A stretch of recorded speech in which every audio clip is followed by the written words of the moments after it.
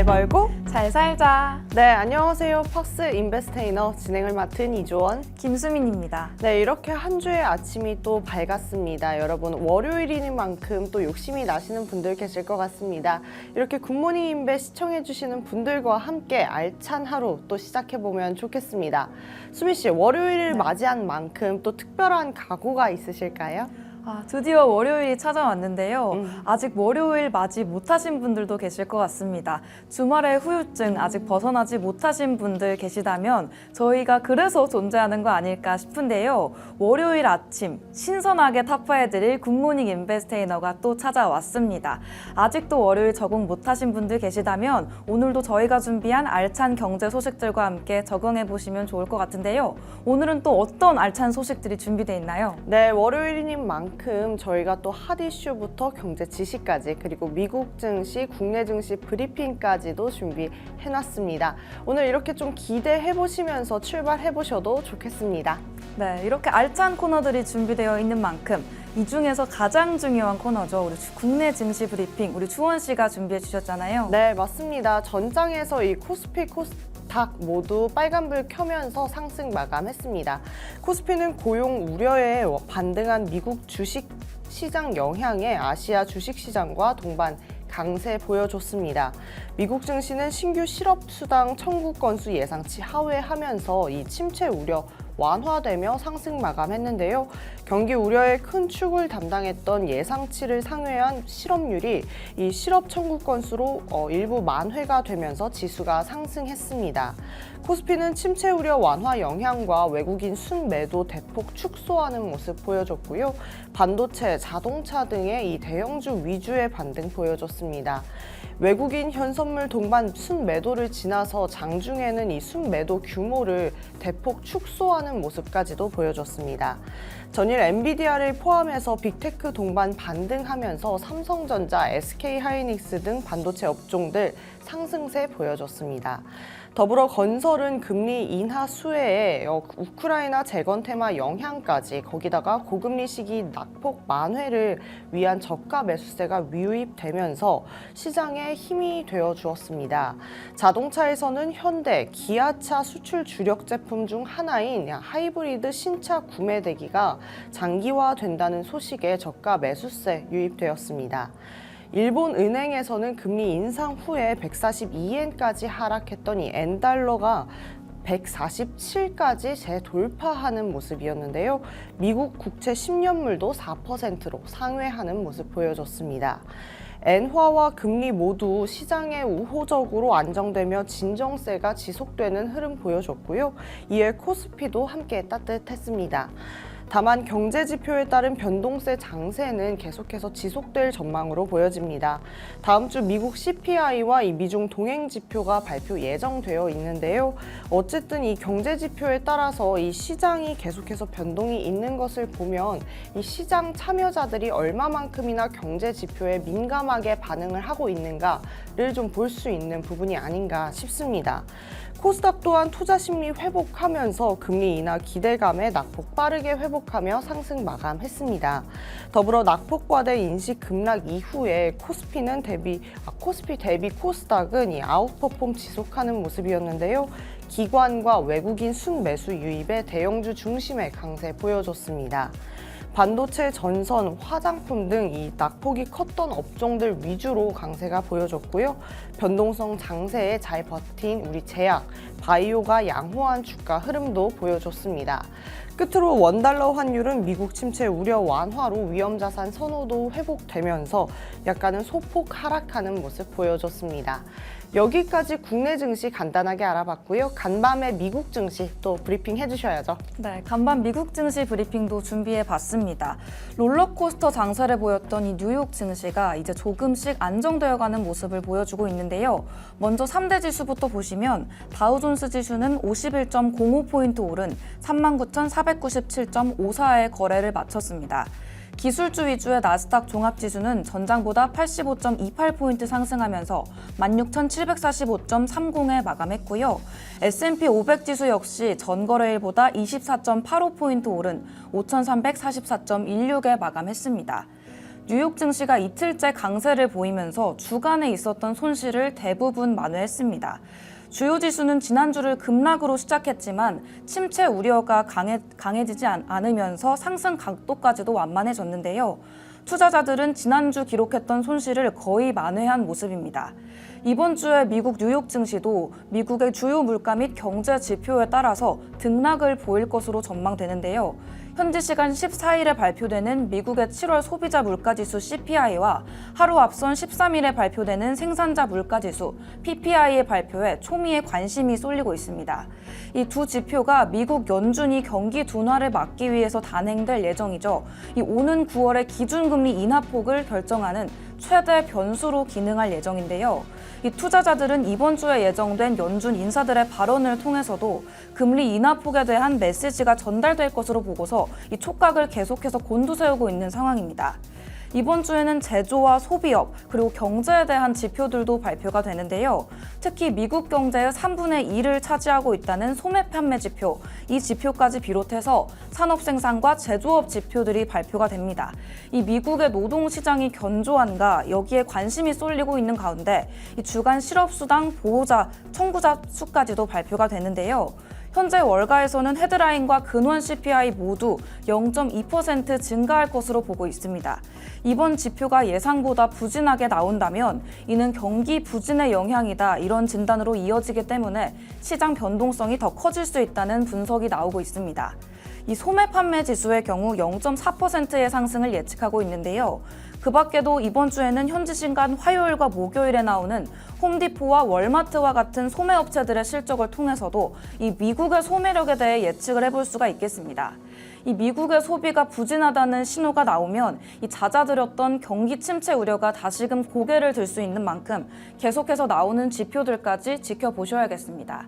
이렇게 뉴욕 증시 브리핑까지 전해드렸고요. 이렇게 국내 증시와 뉴욕 증시까지 알아봤다면 이제는 우리 시장 이끌어주고 있는 핫이슈들까지 알아봐야겠죠. 오늘 우리 주원 씨가 또 첫 번째 핫이슈 준비해 주셨잖아요. 네, 맞습니다. 제가 준비한 핫이슈는 바로 눈여겨봐야 할 우리 바이오 시장의 대장 빅파마에 대해서 이야기해볼까 합니다. 빅파마 무슨 뜻일까요? 정말 말 그대로 거대 제약 회사라는 뜻입니다. 전 세계 제약 시장에서 영향을 행사하는데요. 빅파마는 크고 작은 인수 합병과 꾸준한 연구 개발을 통해 지금의 입지를 다졌다라고 합니다.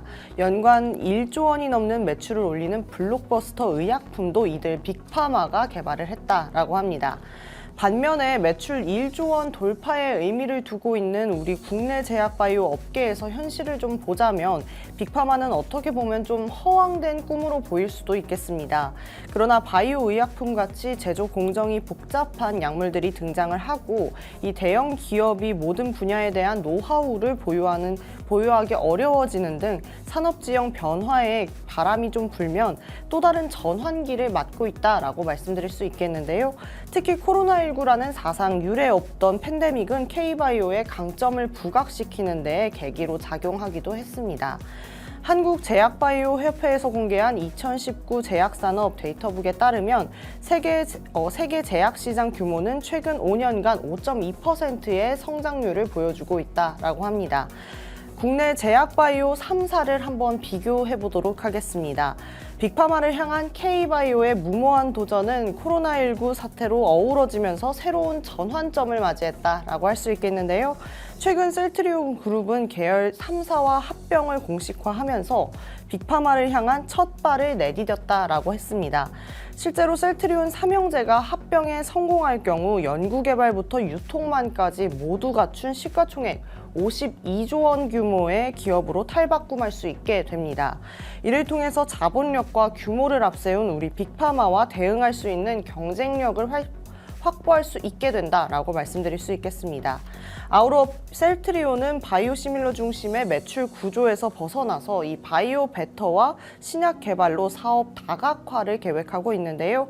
자가 면역 질환 치료제 램시마의 제형을 기존 정맥 주사에서 피하 주사로 변경하며 램시마 SC를 개발했고 인플루엔자 멀티 항체 신약과 메르스 치료용 항체를 개발했던 경험을 바탕으로 코로나19 항체 치료제 개발에도 도전하고 있다라고 말씀드릴 수 있겠습니다. 다음은 삼성 바이오로직스입니다. 생산과 연구 개발 이원화를 해서 보다 현실적으로 사업 모델을 구축하고 있다라고 합니다. 실제 삼성이 보유한 파운드리 역량을 바이오 사업으로 가지고 와서 의약품 위탁업체 생산과 신약 개발의 사업을 나설 것으로 보여집니다. 의약품을 생산하는 이 바이오로직스는 최근 코로나19 치료제 생산 기지로 급부상하면서 지난 4월 비어바이오 테크놀로지와 4,400억 원 규모의 코로나19 치료제를 위탁 생산하는 계약을 체결한 덕분이다라고 할 수 있겠습니다. 2016년 유가 증권 시장에 상장한 이후 최대 규모의 수주액으로 평가가 되는데 신약 연구 개발을 담당하는 삼성 바이오 SP는 바이오시밀러 사업의 호황으로 이 가파른 성장세를 보이고 있다라고 말씀드릴 수도 있겠습니다. 마지막으로 기업은 SK 신약 개발입니다. 자회사인 SK 바이오팜은 약 하나로 엄청난 부와 명예를 얻을 수 있는 이 블록버스터 의약품 발굴에 도전합니다. 지난해 11월 뇌전증 신약으로 FDA 심판 허가를 획득한 이 세노바메이트를 세계 최대 시장인 미국에 출시해서 가능성을 타진하고 있다라고 말씀드릴 수 있겠는데요. 삼성 바이오로직스에 의한 바이오시밀러 상승기, 그리고 현재는 글로벌 플레이어 중심으로 3차 상승기에 진입했다라고 말씀드릴 수 있겠습니다. 그러면서 올해 국내 제약 바이오 업계에 큰 변화가 찾아오고 있다. 과거에는 주로 제약사나 중소 바이오 기업의 글로벌 기업 수출에 규모와 임상 결과에 주목을 했지만 이젠 실질적으로 숫자로 증명을 해주고 있는 기업에 좀 주목을 해봐야 된다라는 강조하자는 입장도 나오고 있다라고 합니다. 여기까지 우리가 좀 알고 싶었던 바이오, 빅파마에 대해서 좀 알아봤고요. 우리 수민 씨가 준비해온 핫 이슈도 기대가 됩니다. 네, 제가 준비한 두 번째 핫 이슈도 준비가 되어 있습니다. 오늘의 핫 이슈는 바로 검은 월요일인데요. 오늘의 핫 이슈가 검은 월요일인 이유, 바로 코스피와 코스닥 지수가 큰 폭으로 하락하면서 금융시장에 충격을 줬기 때문인데요. 지난 5일에 미국의 경기 침체 우려가 번지면서 코스피 지수는 하루 만에 8.77%, 코스닥 지수는 11.30%나 급락했습니다. 이로 인해서 코스피 시장에 상장된 종목의 80%가 이달 들어서 주가가 하락한 것으로 나타났는데요. 한국거래소가 일시적으로 매매를 정지할 정도로 시장의 변동성이 아주 컸습니다. 다음 보시면 이렇게 주가가 급락하자 빚을 내서 투자한 B2 물량이 큰 폭으로 줄어들었다고 하는데요. 금융투자협회에 따르면 지난 8일 기준 코스피와 코스닥 시장의 신용거래융자 잔고가 17조 1268억 원으로 이달 초보다 크게 감소했습니다. 이는 투자자들이 증권사에서 대출받아서 투자한 금액이 대폭 줄어들었음을 의미하는데요. 특히 코스피 시장에서만 1조 1119억이 줄어들면서 5개월 만에 신용거래융자 잔고가 10조 원 아래로 내려갔습니다. 다음 보시면 이에 따라서 반대 매매도 많이 발생했습니다. 빚을 내서 투자한 주식의 가격이 일정 수준 이하로 떨어지면 이 증권사가 강제로 주식을 매도하는 반대 매매가 발생하는데요. 6일부터 8일까지 미수거래 반대 매매 규모가 777억 원에 달했습니다. 특히 6일에는 433억 원이 반대 매매로 팔리면서 지난해 11월 이후 최고치를 기록했습니다. 그렇다면 투자자들은 어떻게 대응하고 있는지 보겠습니다. 이 주식 시장에서의 불안감이 커지면서 많은 투자자들이 안전자산으로 눈을 돌리고 있습니다. 다음 보시면 금시장으로의 자금 유입이 그 예인데요. 지난 5일 한국거래소 금시장에서 금 1kg 현물의 거래 대금이 36억 원을 넘기면서 2년 5개월 만에 최대치를 기록했습니다. 하지만 금 가격은 다소 하락한 상태입니다. 그렇다면 주식형 펀드나 채권형 펀드에는 자금이 어떻게 움직였는지 보도록 하겠습니다. 흥미롭게도 국내 주식형 펀드와 채권형 펀드에는 자금이 몰렸습니다. 다음 보시면 지난 일주일 동안 국내 주식형 펀드에 7,730억 원, 국내 채권형 펀드에는 1조 3,481억 원이 유입됐는데요. 수익률은 마이너스를 기록했습니다. 특히 국내 주식형 펀드의 수익률은 마이너스 9.42%로 시장의 불안정성이 여전히 높은 상황임을 시사하고 있습니다. 이렇게 검은 월요일과 관련된 금융시장의 여파에 대해서 알아보면서 오늘의 두 번째 핫이슈도 전해드렸는데요. 주원 씨가 알려드린 빅파마부터 제가 말씀드린 검은 월요일까지 우리 시장 이해하기 위해서는 꼭 알아야 하는 핫이슈들에 대해서 알려드렸습니다. 그렇다면 이제는 우리 정말 실생활에 적용해 볼 수 있는 재미있는 이야기들도 알아봐야겠죠. 네. 주원 씨, 어떤 단어들이 또 준비가 되어 있나요? 오늘도 돌아온 생활 속의 경제 이야기 시간입니다. 오늘은 6가지를 좀 준비해봤는데요. 우리 시청자 여러분들도 조금은 생소할 수 있는 용어들이기 때문에 끝까지 조금은 집중해서 들어보셔도 좋겠습니다. 첫 번째는 컨틴전시 플랜입니다.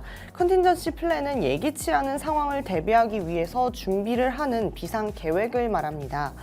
기업이 경제 위기나 자연재해 등 예측할 수 없는 위기에 직면했을 때 빠르게 대응하기 위해서 미리 준비해 놓는 계획이다, 이렇게 말씀드릴 수 있겠고요. 이를 통해서 갑작스러운 상황에서도 안정적으로 운영을 이어갈 수 있다라고 합니다. 네, 다음으로는 어닝 서프라이즈에 대해서 알아보도록 하겠습니다. 이 어닝 서프라이즈가 기업이 발표한 실제 실적이 시장의 예상치를 크게 웃돌거나 밑돌 때 발생하는 현상을 말합니다. 예를 들어서 회사의 이익이 예상보다 훨씬 높거나 낮을 때 투자자들이 말 그대로 놀라면서 주가가 급변할 수 있습니다. 이러한 현상들이 투자 결정에도 중요한 영향을 미치는 요소가 된다고 하네요. 네, 저희가 좀 비슷한 단어로 어닝 쇼크도 알고 있잖아요. 네. 이런 단어를 좀 알아두면 기사를 읽을 때 좀 편하지 않을까 싶네요. 맞습니다. 네, 이제는 핑크태그에 대해서 말씀드려보도록 하겠습니다. 핑크태그는 소배업에서 사용되는 용어로 할인 상품에 붙이는 특별한 가격표를 의미합니다. 주로 재고 정리나 시즌이 지난 상품에 붙여서 고객들에게 저렴한 가격으로 제공이 되는 건데요. 소비자들에게는 저렴한 구매 가격을 제공할 수 있고 또 상점에는 재고 정리의 기회가 될 수 있겠습니다. 네, 다음으로는 바이럴 루프라는 단어인데요. 이 바이럴 루프가 제품이나 서비스가 사용자들에 의해 자연스럽게 확산이 되면서 자발적인 마케팅 효과를 만들어내는 과정을 의미합니다. SNS나 입소문을 통해서 제품이 빠르게 퍼져나가는 것을 예로 들 수가 있는데요. 이 루프가 효과적으로 작동하게 되면 마케팅 비용을 크게 줄일 수 있다고 합니다. 그렇군요. 제가 준비한 마지막 용어는 크레디트 스프레드에 대해서 말씀해보도록 하겠습니다. 크레디트 스프레드는 기업이 발행한 채권의 금리와 정부가 발행한 무위험 채권의 금리를 차이를 이야기하는데요. 이 차이는 기업의 신용 위험을 반영하면서 크레디트 스프레드가 클수록 해당 기업의 채권은 위험이 높다라는 뜻으로 작용할 수 있게 됩니다. 이는 투자자들이 채권을 평가하는 중요한 기준 중에 하나가 될 수 있겠죠. 네, 또 제가 마지막으로 준비한 단어도 있는데요. 바로 가치 사슬입니다. 이 가치 사슬이라는 것은 상품이 만들어져서 소비자에게 전달되기까지 모든 과정에서 발생하는 부가가치를 말하는데요. 원재료의 공급과 제조, 유통과 판매 등 각 단계에서 부가가치가 더해지고요. 기업은 이 과정을 통해서 경쟁력을 높일 수 있다고 합니다. 이 가치 사슬을 최적화하는 게 기업의 성공에서 가장 중요한 요소다. 이렇게 봐도 무방하다고 하네요. 네, 이렇게 오늘 핫 이슈부터 경제 지식까지도 알아봤는데요. 빅파마라는 용어도 사실은 네. 생소할 수 있고 검은 월요일이라는 것도 저희가 요번에 겪으면서 좀 알게 된 부분도 네. 있고 또 경제 지식들도 요번에 좀 생소하게 느껴질 수 있잖아요. 네. 정말 이 시간이 너무 유용하지 않나요? 네, 맞습니다. 저희가 준비한 이 일부가 정말 알차게 느껴지시는 분들도 계실 것 같습니다. 계속해서 저희가 이런 소식들 전해드리고 있는 만큼 저희와 24시간 함께하고 계신 분들 있을 것 같은데요. 네. 주원 씨가 이 부분 또 알려주시겠어요? 네, 맞습니다. 계속해서 저희가 정보들 전달해드리고 있는데요. 유튜브를 통해서 저희가 정보를 또 전달해드리고 있습니다. 팍스탁 들어오시면 저희가 정보 전달해드리는 방법 빠르게 가져가실 수 있고요.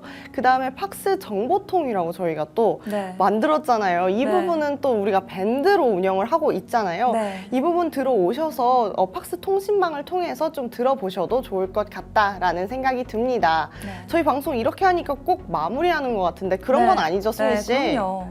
수민 씨, 2부 때는 또 어떤 거 준비되어 있는지 소개해 드릴 수 있을까요? 또 2부 때는 정말 알찬 퀴즈 타임도 준비가 되어 있고요. 네. 이제는 익숙하신 분들, 기다리시는 분들도 있을 법한 수민이, 수MC의 민감한 경제 이야기 시간도 준비가 되어 있습니다.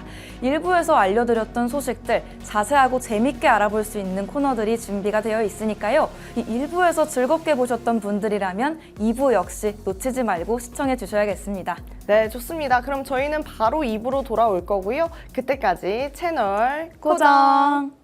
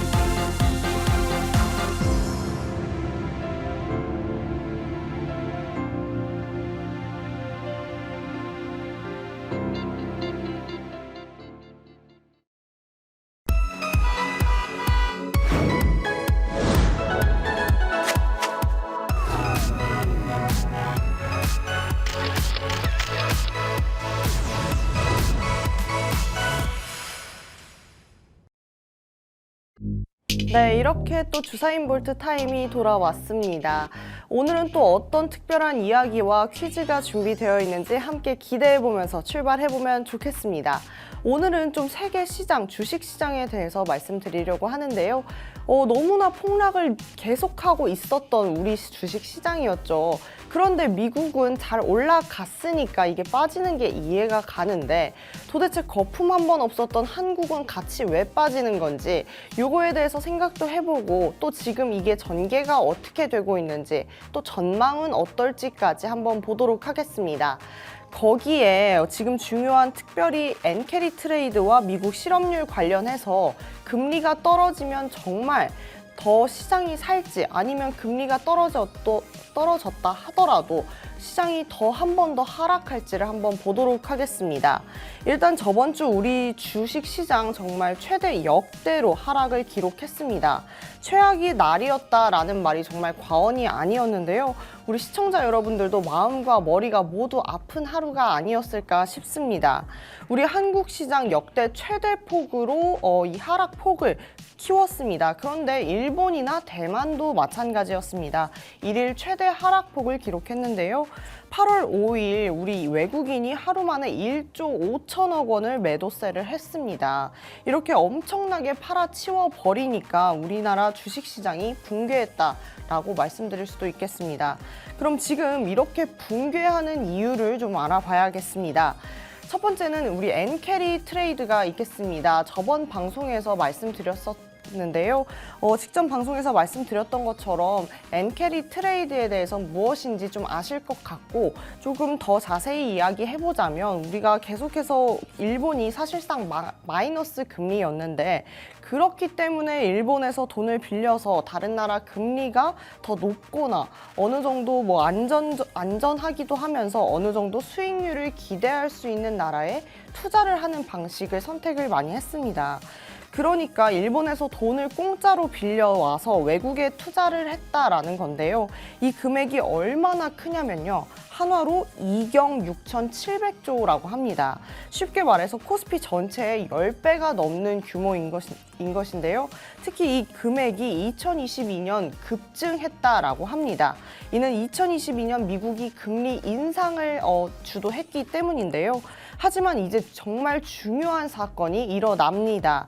일본이 금리를 0.25%로 인상을 한 것이죠. 여기까지는 조금 애교였습니다. 이제 무슨 일이 일어나냐면요. 미국이 갑자기 금리 인하를 예고했습니다. 다시 보면 2022년에 미국이 금리를 올려서 일본에서 미국으로 자금들이 많이 이동을 했는데 이제 이렇게 되면 금리 차이가 좀 줄어들게 되는 것이죠. 그럼 투자자들은 어떻게 해야 될까요? 일본에서 돈을 빌려서 미국에 투자를 했는데 과거에는 이 공짜 돈을 계속해서 투자를 많이 했어도 괜찮았어요. 그런데 지금은 사실 이자 부담이 들어가게 되는 겁니다. 그런데 여기서 설상가상으로 자산 가격이 떨어지면 어떻게 될까요? 다시 말해서 수익이 안 난다면 어떻게 될까요? 빨리 자산을 팔아서 일본에서 빌려온 돈들을 빠르게 갚으려고 하겠죠. 이제는 공짜로 빌린 돈이 아닌 겁니다. 그런데 이런 상황에서 미국이 금리를 내리면 어떻게 되죠? 미국과 일본의 금리 차이가 줄어들 거고 다시금 2020년으로 회귀할 수 있는 상황이 돌아올 수 있는 겁니다. 그래서 지금 미국이 오히려 금리를 내리는 것이 더 큰 폭락을 초래할 수 있다라고 하는 시선이 있는 것인데요. 연준이 지금 미국 주가가 막 올랐을 때 약간은 욕심을 좀 덜어내면서 이 파티를 좀 끝냈어야 맞았다라고 생각을 하는데 안 그래도 불붙은 시장에 조금 더 과열을 시키자 하는 마음으로 했는진 모르겠지만 금리를 내리겠다라고 선언을 했습니다.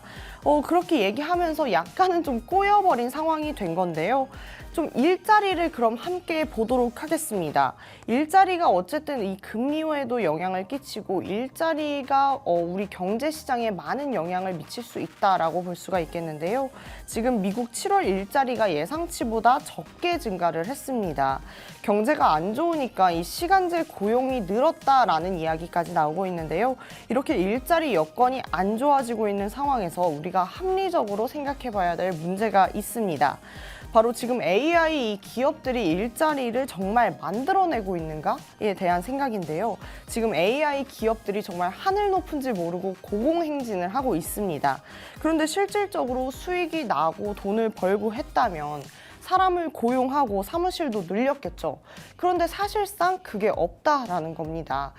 약간 아까 소폭 상승했다라는 이 일자리에서도 사실상은 사회복지가 대다수를 차지했고 그러한 이유로 AI가 정말 일자리를 만들어내는가에 대한 의구심은 계속해서 나오고 있는 건데요. 그래서 AI 발전으로 사람들이 돈을 벌고 소비를 하고 이 일자리가 마구 늘어나고 이러지는 않았다라는 것입니다. 그럼 여기서 궁금한 게 이제 대중의 생각인데 제가 대중의 생각은 알아볼 수 없으니 우리 수민 씨한테 한번 물어보도록 하겠습니다. 네.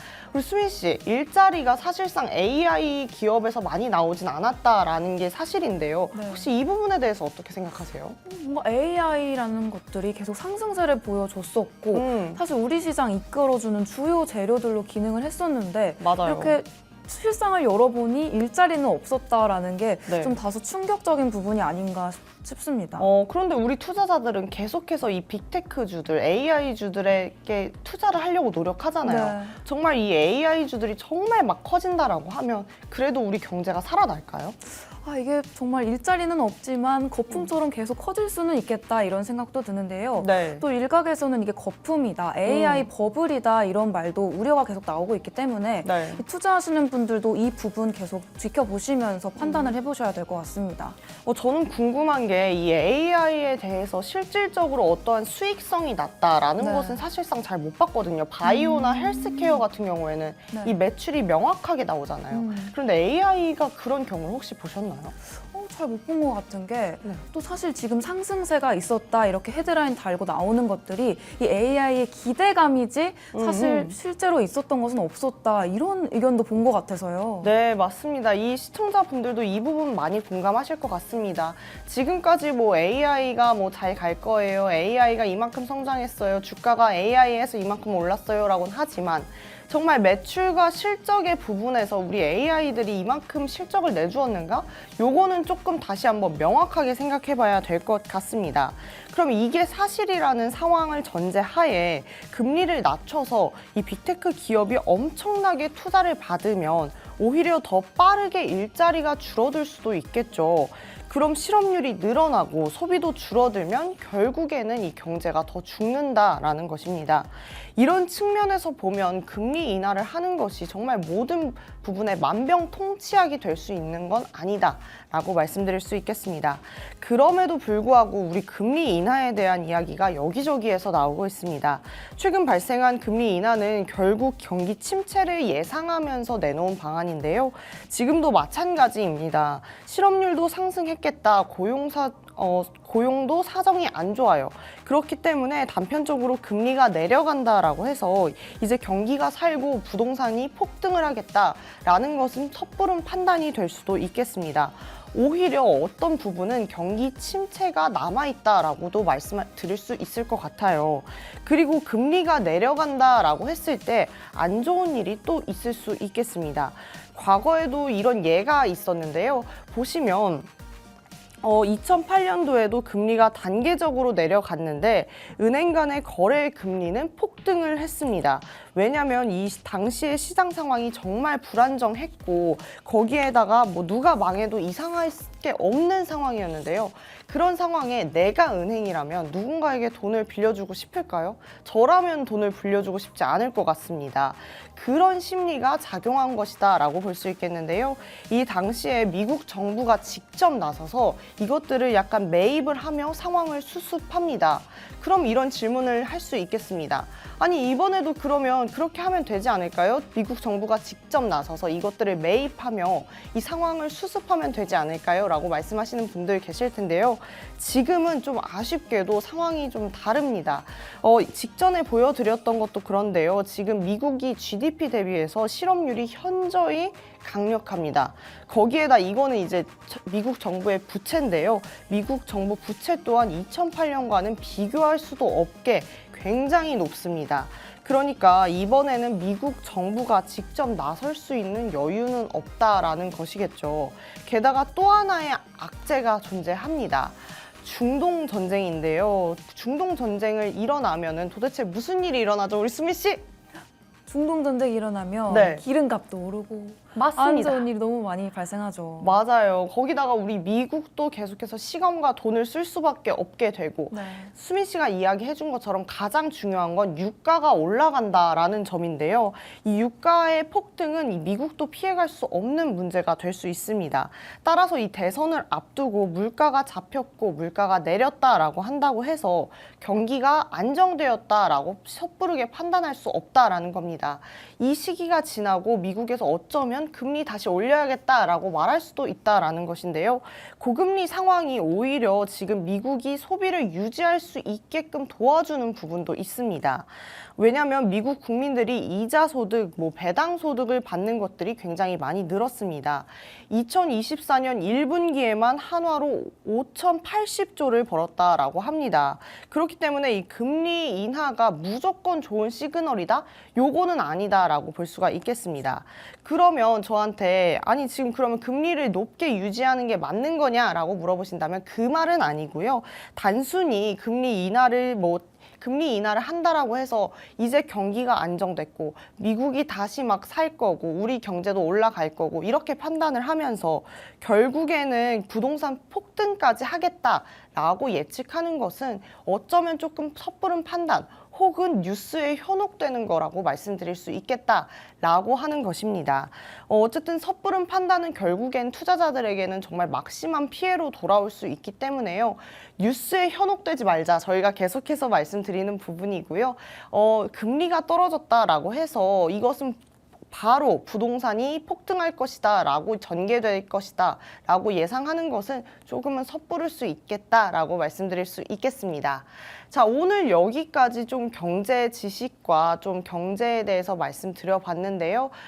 조금 듣고 더 머리가 지끈지끈 하실 분들도 계시지 않을까 싶습니다. 하지만 저희가 준비한 소식은 이렇게 좀 슬픈 소식에서 머물지 않고요. 뒤로 가면서 더 유익한 소식들 더 많이 생기니까요. 우리 수민 씨의 퀴즈도 또 준비가 되어 있습니다. 우리 수민 씨 나올 때까지 많은 기대해 주시고 또 그 자리 딱 지키셔서 채널 고정하시고 기대해 주시면 좋겠습니다.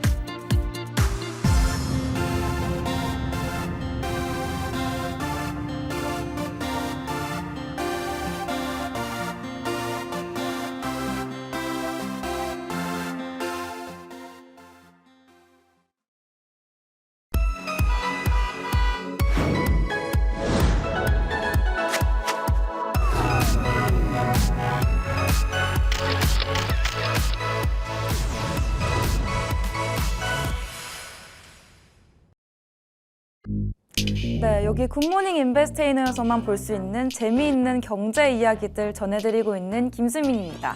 오늘의 코너 바로 수민이가 준비되어 있죠. 수MC의 민감한 경제 이야기 시간인데요. 어려울 수도 있는 소식들 쉽게 알려드리는 코너다. 이렇게 이해해 보시면 좋을 것 같습니다. 오늘의 주제는 바로 경제 체제에 대한 건데요. 우리가 사는 사회에서 이 경제 체제가 굉장히 중요한 역할을 수행하고 있습니다.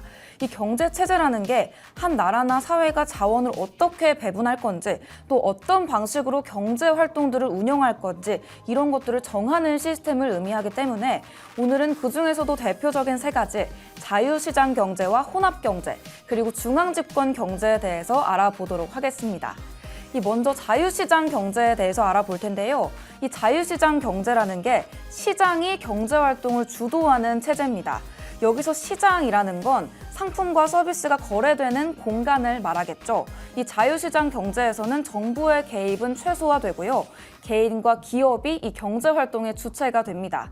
이 수요와 공급의 법칙에 따라서 가격이 결정되고 이익을 추구하는 개인들이 자유롭게 거래를 이어가면서 경제가 돌아가는 시스템이다. 이렇게 이해해 보시면 좋을 것 같습니다. 예를 들어서 우리 시청자분들이 신발을 만든다, 이렇게 가정해 보도록 하겠습니다. 이 자유시장 경제에서는요, 여러분들이 원하는 대로 신발을 만들고 원하는 가격에 팔 수가 있습니다. 이 신발의 품질이나 디자인에 따라서 사람들이 더 많이 사거나 덜 사게 되겠죠. 이렇게 시장의 수요와 공급에 따라서 자연스럽게 가격이 조정이 되게 됩니다. 그런 의미에서 바로 첫 번째 퀴즈입니다. 우리 주원 씨에게 여쭤볼 텐데요. 이 자유시장 경제에서 가격이 주로 무엇에 의해서 결정이 되게 될까요? 네, 보자면 이제 네. 사고 싶은 사람이 많으면 내가 주인이라면 정말 비싸게 팔겠어요. 네. 그런데 많이 만들어놨는데 사고 싶은 사람이 없어. 그럼 빠르게 싸게라도 박리담에 해서 빨리 팔아야겠죠? 네. 그러다 보면 수요가 얼마만큼 있느냐, 공급이 얼마만큼 있느냐, 이게 어떻게 비례하게 작용을 하느냐가 중요할 것 같습니다. 정답! 수요와 공급입니다. 우리 주원 씨가 정말 야무지게 맞춰주셨는데요. 우리 주원 씨가 말씀하신 내용이 다 맞고요. 이 자유시장 경제에서 제일 중요한 거 바로 수요와 공급이다. 이렇게 다시 한번 말씀드려야 되겠습니다. 그런데 이렇게 시장이 모든 것을 조절을 할 수가 있을까요? 이 부분에서 바로 혼합경제가 등장을 하는데요. 이 혼합경제가 자유시장 경제 그리고 정부의 개입이 조화를 이루는 체제입니다. 이 시장에 맡겨진 부분도 있지만 정부가 일정 부분 개입해서 경제를 조정하는 시스템인데요. 이 자유시장 경제의 장점은 살리면서도 시장의 실패는 보완을 해주기 위해서 정부가 개입하는 방식입니다. 예를 들어서 건강보험 그리고 공공교육 같은 분야들이 이 정부가 직접 관리하거나 규제하는 경우가 많은데요. 시장이 모든 것을 맡겼을 때는 이런 문제들이 발생할 수 있다고 보고 불평등이나 공공서비스의 부족 같은 문제들을 막기 위해서 실행이 됐습니다. 이런 방식으로 정부와 시장이 적절하게 역할을 분담하면서 경제를 운영하는 것, 그것이 바로 이 혼합경제다 이렇게 보실 수가 있겠습니다. 그러면 바로 두 번째 문제입니다. 이 혼합경제 체제에서 정부의 역할이 중요한 이유가 바로 뭘까요? 주원 씨에게 또 여쭤보도록 하겠습니다. 어쨌든 수요와 공급에 모든 걸 맡긴다라고 하면은 네. 이 경제가 너무 평등하게만 가지는 않을 것 같습니다. 어느 쪽으로 좀 치우치기도 하고 네. 너무나 몰리는 부분도 있을 것 같고 또 요즘같이 시장이 변동성이 큰 경우에는 네. 어쨌든 우리가 사이드 브레이크처럼, 사이드카처럼 네. 좀 정부나 어떠한 전체적인 체제에서 막아주는 부분도 필요할 것 같습니다. 네. 그래서 정부가 요 시장의 좀 과열이나 아니면 좀 꺼지는 것들 이런 것들을 좀 조절해주는 역할을 하지 않을까 싶습니다. 주원 씨 예습하고 오셨죠? 네, 맞습니다. 주원 씨가 예습하고 오신 것 같아요. 이렇게 주관식이고 답변이 긴데도 우리 주원 씨가 저보다 더 잘 설명을 해주신 것 같습니다. 주원 씨가 말씀을 해주신 대로 독과점 같은 것들도 우리 국가에서 정부에서 관리를 해주고 있고요. 그런 자유시장 경제체제에서 문제가 되는 부분들 이렇게 보완을 하고 공공서비스까지 제공하기 위해서 이렇게 이어졌다 이렇게 생각해 보시면 좋을 것 같습니다. 이렇게 시장의 실패와 그 공공서비스를 제공하기 위해서 제공이 된다면 이 혼합경제라는 게 자유시장 경제의 장점은 살려보면서도 이 정부의 개입이 들어가기 때문에 사회적 불평등은 줄이고 서비스를 제공하는 체제까지 이어질 수가 있겠다. 이렇게 보시면 좋을 것 같습니다. 여기까지 보셨다면 다음으로 중앙집권 체제가 남아있죠. 이 계획경제라고도 부르는 게 이 바로 중앙집권 경제인데 이 체제에서는 정부가 경제활동의 대부분을 계획하고 통제한다고 합니다. 국가가 자원을 어떻게 배분할지, 무엇을 생산할지, 또 가격을 어떻게 결정할지까지도 국가가 정한다고 하는데요. 시장이 아닌 정부가 경제를 운영한다. 이렇게 보시면 좋을 것 같습니다. 이 중앙집권 경제라는 게 주로 사회주의 국가에서 볼 수 있는 건데요. 예를 들어서 옛 소련이나 현재 북한에서는 국가가 모든 경제 활동을 통제하고 계획한다고 합니다. 이 국가가 무엇을 생산할지 또 얼마만큼 생산할지 누구에게 배분할지까지도 결정을 하기 때문에 경제 전반이 정부의 계획에 의해서 돌아가게 된다. 이렇게 보시면 좋을 것 같습니다. 그렇다면 세 번째 문제입니다. 아까 살짝 보였던 것 같은데요. 이 중앙집권 경제에서 경제활동의 대부분을 결정하는 주체는 무엇일까요? 우리 주원 씨에게 역시 여쭤보도록 하겠습니다. 네, 바로 정부가 되겠죠. 자유시장에서 수요와 공급이 온전히 저희에게 맡겨진 거라면 네. 여기서는 이제 중앙 집권을 통해서 정부가 모든 것들을 수요와 공급까지 정해서 시장을 관리한다라고 네. 볼 수 있겠습니다. 정답! 정부였습니다. 이 중앙집권 경제에서는 정부가 계속해서 경제의 모든 부분을 계획하고 운영을 하는데요. 그러면 각 경제체제가 어떤 장단점을 가지고 있는지까지 자세히 살펴보도록 하겠습니다. 먼저 자유시장 경제의 장단점을 알아볼까요? 이 자유시장 경제의 가장 큰 장점은 경제적 효율성과 창의성입니다. 이 개인과 기업이 자유롭게 활동을 하면서 혁신이 많이 발생할 수 있다고 하는데요. 하지만 단점으로는 사회적 불평등이 심화될 수가 있고요. 시장의 실패로 인해서 경제적 불안정까지 발생할 수 있다. 이런 점을 꼽을 수가 있습니다. 다음으로 혼합경제의 장단점입니다. 이 혼합경제의 장점이 시장의 효율성은 살리면서도 정부의 개입으로 사회적 불평등은 줄이고요. 공공 서비스를 제공할 수 있는 점이다. 이렇게 앞서 말씀을 드렸었는데 단점도 이 양날의 검입니다. 정부의 과도한 개입이 있을 경우에 경제적 비효율성이 발생할 수도 있다. 이런 단점이 존재하고 있는데요.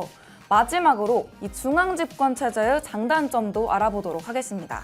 이 중앙집권 경제의 장점이 정부가 계획을 통해서 자원을 효율적으로 배분하고 국가 목표를 일관되게 추진할 수 있다. 이런 점들을 꼽았었는데요. 단점도 비슷한 맥락 아래에 있습니다. 경제적 유연성이 부족한 점, 그리고 정부의 잘못된 계획이 이 국가 전체, 경제 전체에 악영향을 미칠 수 있다. 이런 점들을 단점으로 꼽아볼 수가 있을 것 같습니다. 그렇다면 네 번째 문제입니다. 이 중앙집권 경제죠. 저희가 마지막으로 알아본 챕터였는데 이 중앙집권 경제의 단점은 무엇일까요? 역시 주원 씨에게 여쭤보도록 하겠습니다. 네, 오늘 좀 질문이 빡빡하게 계속해서 있는 네. 것 같습니다. 중앙집권의 경제의 단점은 네. 어쨌든 정부가 모든 것을 결정하기 때문에 정부가 잘못 결정하고 판단했다가는 이 시장 전체가 무너져버리는 단점이 있을 수 있을 것 같고요. 네. 제가 개인적으로 이런 국가의 국민이라면 너무 힘들 것 같은 게 제가 판단하고 선택할 수 없다라는 게 너무 어려울 것 같습니다. 그래서 조금은 불균형이나 불평등의 문제가 생길 수 있겠다 생각합니다. 네, 불균형과 불평등까지 짚어주셨는데요. 제가 준비했던 정답 이외의 것까지 우리 주원 씨가 짚어주셨습니다. 이 정답은 정부가 자원을 잘못 배분했을 때 위험이 크다라는 점인데요. 이 중앙집권 경제가 우리 주원 씨가 말씀해 주셨듯이 정부가 모든 것을 계획하는 것이기 때문에 계획이 잘못될 경우에는 국가 전체 그리고 경제 전체에 큰 악영향을 미칠 수가 있습니다. 그렇다면 우리가 알아본 이 경제 체제들, 이 나라들은 어떤 경제 체제를 적용하고 있는지도 봐야겠죠. 이 세계 각국이 어떤 경제 체제를 채택했는지 보도록 하겠습니다. 이 대부분의 국가들은 혼합 경제 체제를 채택하고 있는데요. 예를 들어서 미국은 자유시장 경제를 기반으로 하지만 이 사회보장제도와 같은 부분에서 정부가 중요한 역할을 하고 있다. 이렇게 이해하시면 좋을 것 같습니다. 반면에 이 북한이나 쿠바와 같은 나라는 중앙집권 경제체제를 유지하고 있다고 하는데요. 이 각 나라마다 경제체제를 선택하는 데는 그 나라의 역사와 문화, 그리고 정치적 배경까지도 중요한 역할을 한다고 합니다. 이 어떤 경제체제를 선택하느냐에 따라서 그 나라의 경제적 성공, 그리고 사회적 안정성까지도 결정이 된다고 하는데요. 우리 주원 씨가 오늘 퀴즈가 빡빡하다고 말씀을 해주셨는데 오늘의 마지막 퀴즈입니다.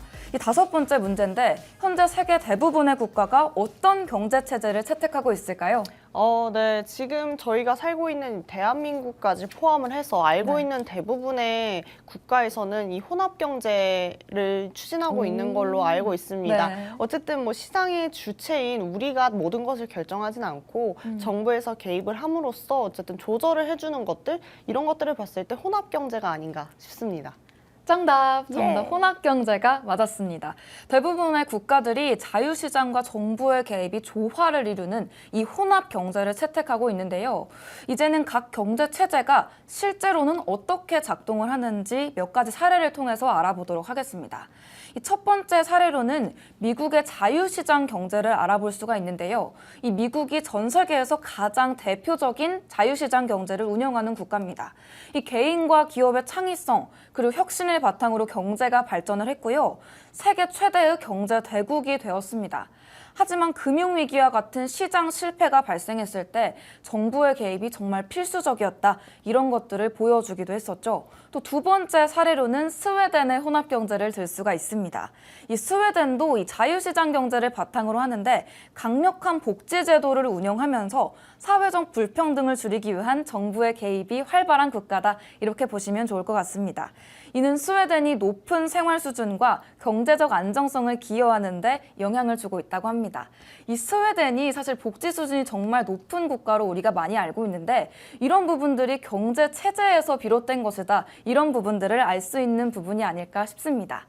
마지막으로 옛 소련의 중앙집권 경제 사례를 살펴보도록 하겠습니다. 이 소련이 모든 경제활동을 국가가 계획하고 운영하는 중앙집권 경제 체제를 채택했었는데요. 초기에는 이런 방식들이 빠른 산업화와 경제 성장을 이뤘습니다.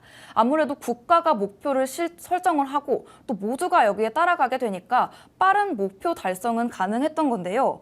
결국에는 비효율성과 정부의 잘못된 계획으로 인해서 경제가 침체되는 결과를 초래했고요. 이런 결과들이 소련의 붕괴로까지 이어졌습니다.